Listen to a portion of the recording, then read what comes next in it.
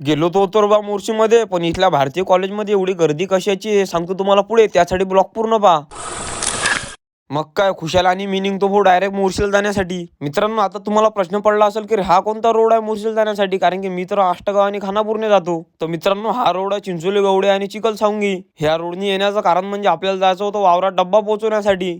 वावरात डब्बा तर पोहोचवला, पण तिचा ब्लॉग नाही काढला. मग काय तिथून सरळ येतो डायरेक्ट चिखलसावंगीमध्ये. चिखलसावंगीला टाटा बाय बाय करून आम्ही निघतो भाऊ डायरेक्ट मोर्शीला जाण्यासाठी. आणि तुम्ही आपल्या युट्यूब चॅनलला नक्कीच सबस्क्राईब करा. आणि आपला ब्लॉग कोणत्या गावावरून बघत आहे ते पण कमेंट मध्ये नक्की सांगा. मग काय एवढं बोलून तिथून काढतो भाऊ 100च्या स्पीडने गाडी आणि डायरेक्ट पोहोचतो मोर्शीमध्ये. इथं पोहोचल्याबरोबर आपल्याला जायचं होतं बा कृषी केंद्रात. मग काय कृषी केंद्रात आलो आणि इथून घ्यायचं होतं आपल्याला कांद्याचं बी. कांद्याचे पहिले एक आणि नंतर 2 पॅकेट घेऊन घेतले आणि तेवढ्यातच निघालो भाऊ आपल्या मोर्शीला तुम्हाला डेपो दाखवण्यासाठी. हा आहे आपल्या मोर्शीतला डेपो. आज आपल्या मोर्शीमध्ये जास्त गर्दी नाही, कारण की आज होतं बा नगर परिषदचं इलेक्शन. पहिले तर मला तुम्ही एक अवॉर्ड फेकून मारा, कारण की इलेक्शनच्या दिवसचा आज ब्लॉग टाकू राहिलो मी. तेवढ्यातच खुशाल म्हणे चल म्हणे माझ्या कॉलेज कडून येऊ म्हणे आपण. आलो बा त्याच्या कॉलेजच्या इकडे, पण इथं आल्यावर पाहतो तो का गर्दीच गर्दी होती. आणि ही गर्दी आहे रे बा इलेक्शनची. आपल्या मोर्शीमध्ये कोण निवडून येईन हे कमेंट मध्ये नक्की सांगा. नंतर येतो आम्ही चाय पिण्यासाठी, पण तेवढ्यातच भेटते आपल्याला शेखरदा, म्हणजेच आपल्या मोर्शीमधले पुष्पा. दादाला म्हटलं आपण चाय पिऊ, पण दादा होते भाऊ अर्जंट कामात. मग काय आम्ही दोघाच जणांनी चाय पिऊन घेतला आणि तिथून सरळ येतो डायरेक्ट जस्त मोर. आणि इथून घेतो भाऊ आपण पाणी बॉटल.